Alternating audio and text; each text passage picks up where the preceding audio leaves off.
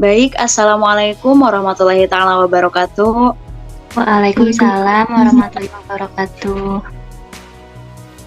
Salam sejahtera, semoga kita semua senantiasa berada dalam lindungan Allah Subhanahu wa taala, juga dalam kesehatan. Alhamdulillah, kami dari kelompok 1 dengan beranggotakan saya sendiri Latifah Apriliani dan juga Teh Lulu Insyiro, juga Teh Ervina. Di sini kami akan mempresentasikan hasil laporan, observasi, dan wawancara yang telah kami lakukan di SMK 6 Garut dan juga SMAN Jatinunggal. Baik, sebelum kita mulai terkait pemaparan hasil observasinya, marilah kita mengucap basmalah terlebih dahulu. Bismillahirrahmanirrahim.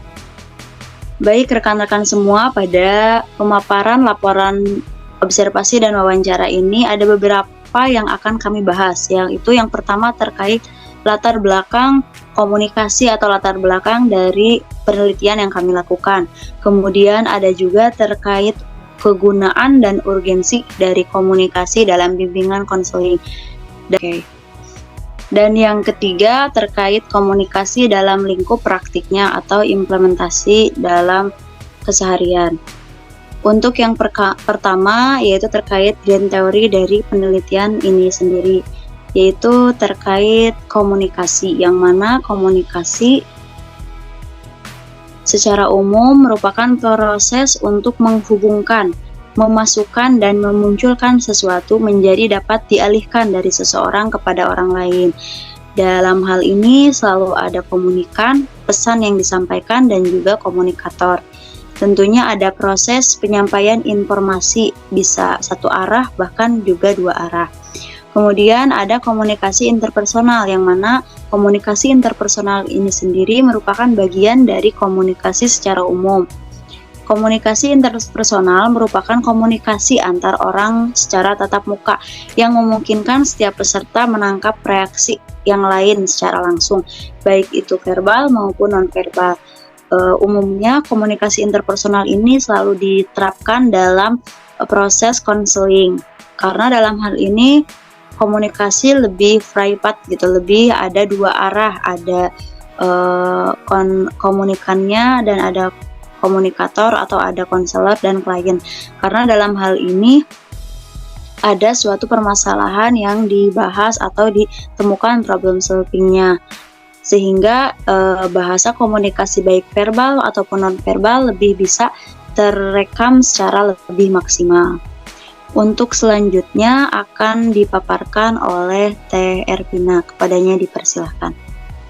Terima kasih banyak Teh Latifah. Nah, faktanya dalam lingkup konseling, pada prosesnya itu 90% itu dilakukan komunikasi antara konselor maupun konseli dalam upaya untuk membuka dan menelaah permasalahan dan juga mencari solusinya, itu menggunakan komunikasi baik verbal ataupun non-verbal oleh konselor dan konselinya.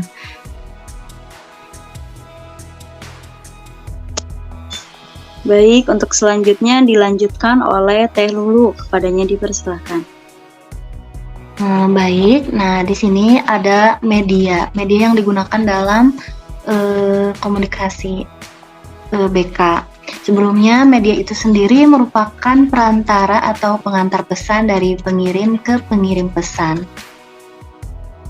Jadi bahwa media itu merupakan sesuatu yang dapat digunakan untuk menyalurkan pesan dari pengirim ke penerima, sehingga dapat merangsang pikiran, perasaan, perhatian, dan minat serta perhatian peserta didik sedemikian rupa sehingga proses belajar terjadi.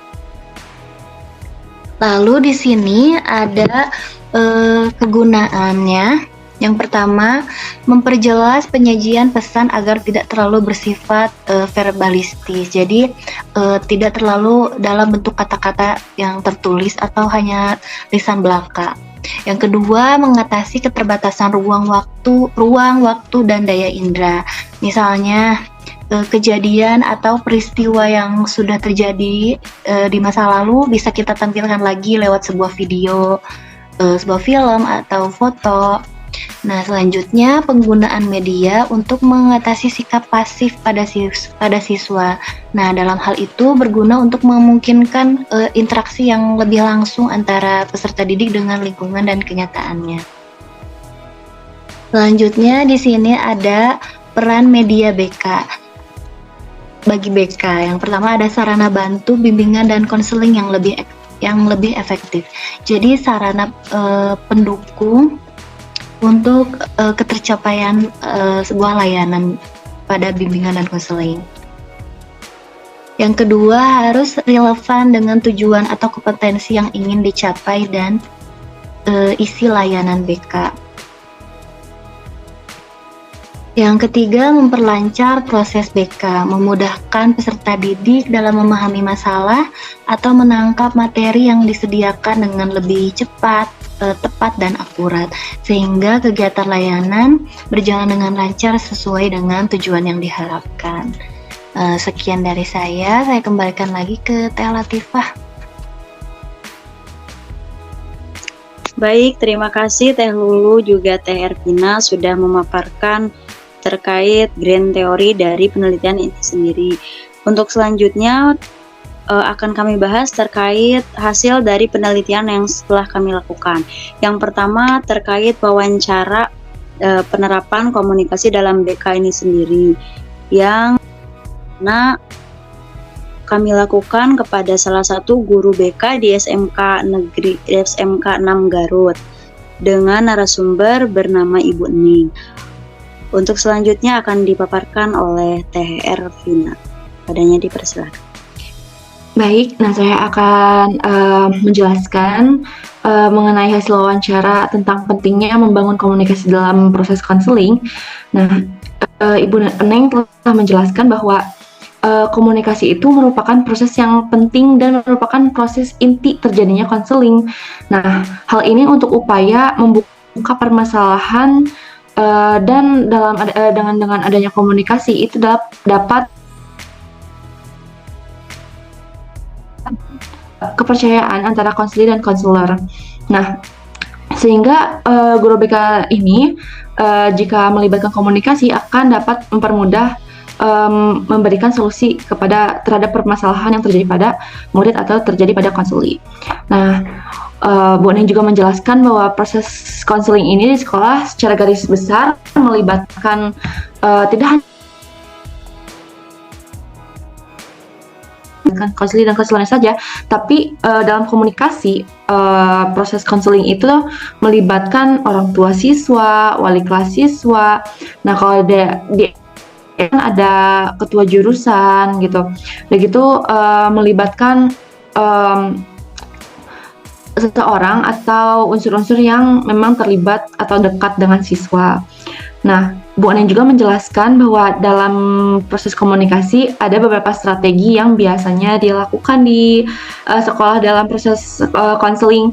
Biasanya Bu Anen akan membangun rasa kepercayaan dulu kepada konseli, kepada murid, membangun chemistry, dan dalam proses komunikasinya pun Bu Anen menggunakan kata-kata atau tutur kata yang halus sehingga siswa itu lebih segan dan akan sedikit demi sedikitnya membuka atau terbuka terhadap permasalahan yang mereka hadapi. Dan di sini juga Bu Eneng menjauhi adanya judgement terlebih dahulu kepada siswa. Bu Neng akan lebih mendengarkan ketika siswa sudah mulai terbuka. Bu Neng akan lebih mendengarkan sudut pandang siswa terhadap permasalahannya dan mencari solusi bersama-sama tanpa adanya judgement atau judging terlebih dahulu kepada siswa, seperti itu. Nah, dalam proses komunikasi dalam konseling juga komunikasi nonverbal itu sangat dibutuhkan. Tidak hanya sepatah atau dua kata yang dibutuhkan siswa, tapi terkadang siswa juga butuh komunikasi nonverbal itu sendiri, seperti ingin didengarkan, terus dengan gestur yang baik, dengan gestur bahwa kita tertarik dengan tertarik untuk memberi solusi terhadap permasalahannya. Terkadang siswa juga butuh pelukan, butuh sentuhan-sentuhan gitu kan, sentuhan-sentuhan lembut yang dapat menyemangati atau membangun semangat lagi kepada siswa, seperti itu. Baik, terima kasih Teh Vina sudah menyampaikan hasil wawancaranya. Untuk selanjutnya terkait kompetensi komunikasi interpersonal yang harus dimiliki oleh konselor itu sendiri.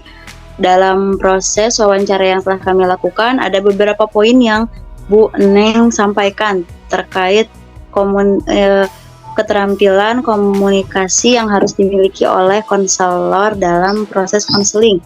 Yang pertama yaitu komunikasi verbal. Komunikasi verbal sendiri itu komunikasi yang kita lakukan secara langsung kepada konselor itu sendiri, bisa berupa pemberian semangat, pemberian nasihat, ataupun pemberian solusi bersama. Kemudian ada pun komunikasi nonverbal, yang mana komunikasi nonverbal ini bisa berupa gestur yang kita lakukan seperti sentuhan ataupun juga intonasi dari nada rendah tingginya yang bisa kita berikan kepada konselor. Kemudian ada empati, yang mana ada perasaan bahwa kita sebagai konselor ini merasakan perasaan yang dialami oleh konseli itu sendiri, dan begitu juga dengan simpati, perasaan kita memahami perasaan dari konseli itu sendiri. Bedanya biasanya dalam empati kita sudah konselor sendiri tuh lebih pernah mengalami hal tersebut, jadi kita tahu posisi tersebut seperti apa. Dan kedua hal ini juga merupakan bentuk dukungan emosional yang konselor berikan kepada konseli itu sendiri. Dan yang terakhir yaitu no judging, atau kita tidak memberikan labeling atau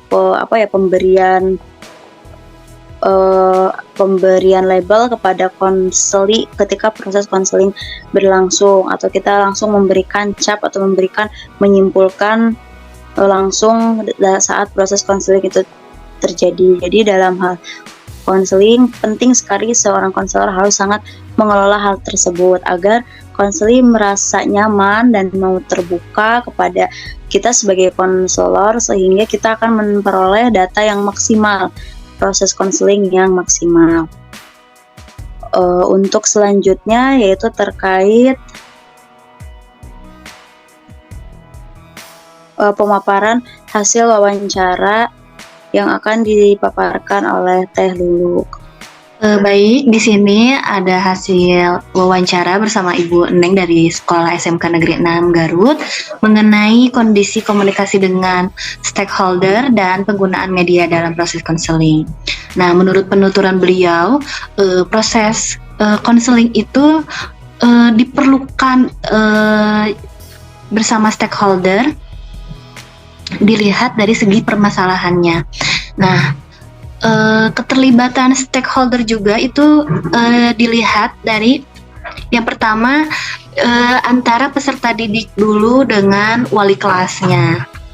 Ketika antara peserta didik dengan wali kelasnya belum bisa teratasi, barulah melibatkan, kalau di SMK itu ada ketua jurusan. Nah, setelah itu jika masih belum bisa teratasi, barulah dipertemukannya dengan guru BK. Setelah itu dari situ bisa melakukan asesmen lebih lanjut lagi, misalnya melakukan home visit, mendatangi orang tua, menanyakan latar belakangnya bagaimana.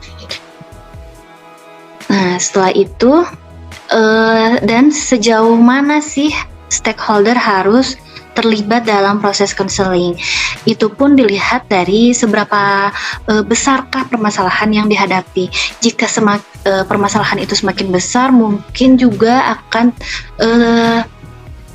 lebih banyak lagi gitu stakeholder yang akan terlibat.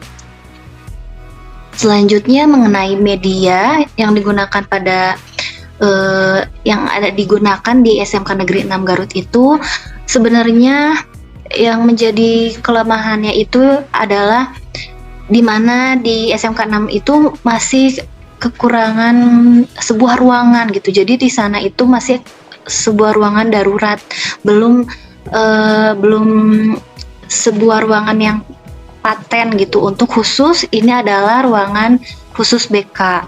Nah, menurut penuturan Bu Neng juga kemarin dalam wawancara kemarin, bahwa SMK 6 itu melakukan studi banding dengan SMK Negeri 2 Garut, di mana SMK Negeri 2 Garut itu ruangan BK-nya itu sudah bagus sekali, di mana di satu ruangan BK itu ruangannya sangat besar, di mana di dalamnya juga ada khusus ruangan khusus untuk tim kerja pada semua guru BK, terus ada ruangan khusus konseling gitu. Juga di SMK 6 Garut juga sudah ada komputer, printer yang semacamnya seperti itu. Nah, dalam pengadaan media juga diharapkan sekolah SMK 6 Garut ini lebih bisa berinovasi lagi, dan diharapkan juga ke depannya untuk mendapatkan ruangan yang khusus gitu, yang paten dan jelas untuk sebuah ruangan BK di sekolah tersebut. Mungkin hasil mengenai tema ini sekian yang saya sampaikan. Saya kembalikan lagi ke Teh Latifah. Baik, Teh Lulu, terima kasih terkait pemaparan hasil wawancaranya. Baik, untuk selanjutnya kami akan memaparkan terkait hasil observasi dalam penerapan komunikasi dalam BK. Untuk penelitian ini kami lakukan di SMAN Negeri Jatinunggal bersama Ibu Latifah, spesies sebagai guru BK-nya. Dalam hal observasi ini, kami melakukan observasi kepada Ibu Latifah yang sedang melakukan konseling personal di dalam ruang BK. Untuk pemaparan observasi yang kami lakukan terhadap guru BK di Sekolah SMA Negeri Jatinunggal ini akan dipaparkan oleh Teh Lulu. Kepadanya dipersilahkan. Baik, di sini kami mengobservasi mengenai proses konseling yang dilakukan oleh Ibu Latifah Apriliani SPSI dalam sebuah video. Kami hasilnya yaitu dalam proses konseling yang dilakukan oleh Ibu Latifah, terlihat bahwa konselor mencoba sedikit demi sedikit menenangkan konseli dengan memberikan sebuah pelukan, menepuk pundak konseli, dan selanjutnya konselor mendengarkan apa yang diceritakan konseli serta menyimak, menunjukkan sikap penuh kepedulian. Nah, juga di sini konselor membangun hubungan yang baik sehingga mendorong konseli berbicara terbuka dan leluasa mengenai permasalahannya sampai kepada melepaskan emosi. Sekian Teh Latifah. Baik, terima kasih banyak Teh Lulu atas pemaparannya. Demikian untuk laporan, observasi juga wawancara yang telah kami lakukan pada SMK Garut dan juga SMA Negeri Jatinunggal. Terima kasih banyak atas segala perhatian dan mohon maaf atas segala kekurangan. Untuk presentasi kali ini kami ucapkan terima kasih banyak dan kita tutup bersama dengan mengucap hamdalah. Alhamdulillahirabbil alamin. Wassalamualaikum warahmatullahi taala wabarakatuh. Waalaikumsalam warahmatullahi wabarakatuh.